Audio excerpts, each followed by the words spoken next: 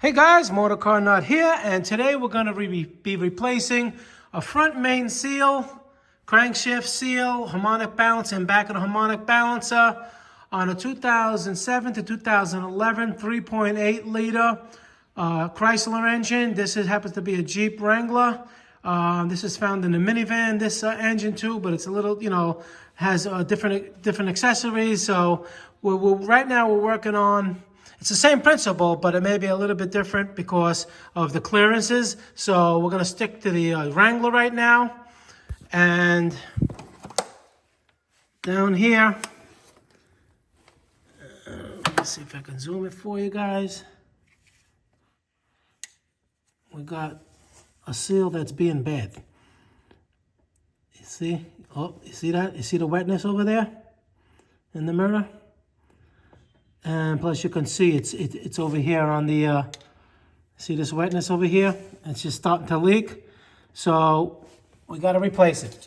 All right. So now, first thing we do, we're going to try to remove minimal things to do this. First thing is the serpentine belt. Here's the tensioner right here.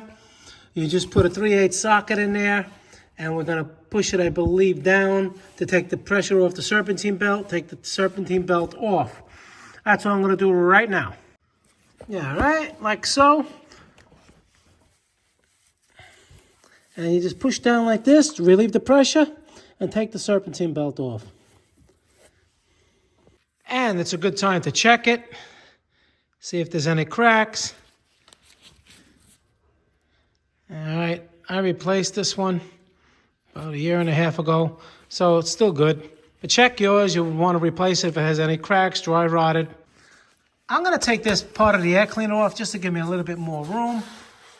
It's got a sensor right here. You just move up the right safety clip and press the little tongue, and it comes right off.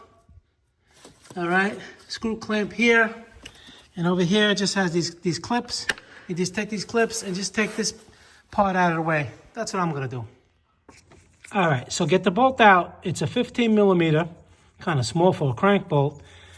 And I used an impact gun.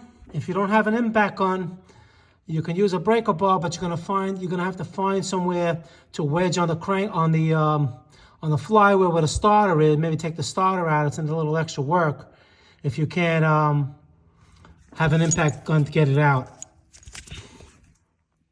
And then, unfortunately, this is a pressed-on one, the harmonic balancer, so you were going to need a pulley to get it off. So I'm going to hook up a pulley now to it so we can get that off because the seal is behind that. This is what I did. You see, I have a pulley on there, a small pulley. All right, I'm using a crowbar so when I crank it, the engine doesn't turn. And you slowly get it off. It's pressed on there pretty good. Now, the only problem is that when I take that pulley off, when you put the claws in, there's a special tool for it. And without the special tool, you have to find a pulley that's thin. I'm going to take it out and I'm going to show you that gets behind there. All right, I had a really small one that I'm using on there that you just saw. And it's doing the job okay, but I'm going to show you what I'm doing because you have to take some of the pulleys off, slide them in, hook them on, and then connect it back to the pulley tool. So unless you buy the special tool, and you don't want to probably do that. So that's the only little trick to get the pulley on the harmonic balancer. Okay, let me show you what I was talking about. When this is up against the engine, over here, you have very little, I actually had to grind my tool a little bit in order to fit. Because if you're trying to get a regular one in here, right, it's not going to fit either way. It's just not going to fit. So once you do get them in, you can get two in, you won't get the third one in. What you do is you take it off, right? Or however yours is, maybe just a pin. You take it off, and then now you get this one, and then you get this one, and well, and you just wiggle it around until you can get it in there. Obviously, I got it in there. All right. Come on. You get the idea. You got to wiggle it in until you get it in. Oh, here we go. See, I got it out. So now, once you get those two in, you can get those two in without taking them off. The third one, you see I had to grind them down. Or you may find one. I had one, I just can't find it. These are too thick. All right, so you put them in there. You put it a certain way. All right, once it grabs, right, then you put the bolt on there, and then you're good to go. All right? And that's pretty much the hardest part. There is a tool, like I said, it has 3 prongs. You put it in, you turn it, and then you just, put the screw in and take it off. But, I don't know how much that tool is. It could be $100 or whatever. And on the internet, it's not easy to find those tools. So if you have something like this that you can modify, or you have them with skinnier claws, that's how you can take it off. And another thing, you may be attempting to grab it by here with a pulley, like from here. Do not do that. This is not all one piece. You see inside over here, this is a piece of rubber in here. You'll rip the whole top piece off, and this will stay, okay? And you don't want to do that. This is for vibration, okay? See this rubber thing? You do not pry on that. You have to take it from the center, steel to steel. You don't grab it by here where you're going to rip out the rubber seal in here. And now, found another problem. Let's see if I can zoom it.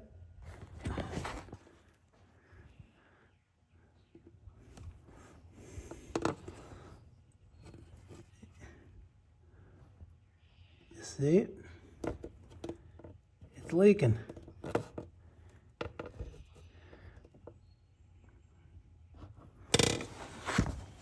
The water pump is leaking. Looks like it was replaced, but it's leaking. See if I can. You see that? It's leaking. It has to be replaced too. All right, so let's zoom in. Okay.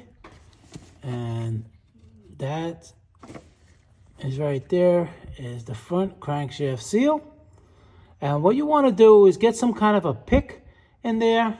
You don't want to scratch the oil pump housing or the crankshaft itself. So when you get the pick inside, I'll show you. And this is the seal, by the way. It's a TCS 46194. Felpro makes a good product. You can use this seal. That's what it's going to look like. And to take the old one out, like I said, you don't want to dig here where the oil pump housing is going to be and try to take it out there. And you don't want to dig on the crankshaft itself. You want to, once you go in, go up and try to pull it out that way, wedge it out. Like you go in and up. Try to pry on the housing all the way around to get it out. All right? You don't want to scratch the crankshaft or the housing where it seals because it'll leak. All right, so now,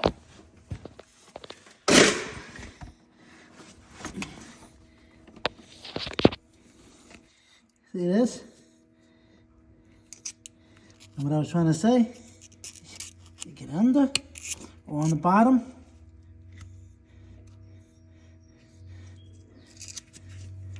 So that was a little easy, so I had it out, but the whole idea is to get it under and not to scratch the crank surface or the oil pump housing surface here. In other words, you don't want to dig up or dig down.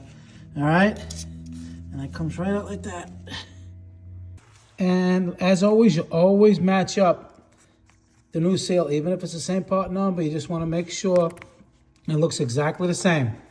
Now, and to install it, a lot of people, they'll slide it on and hit it with a hammer.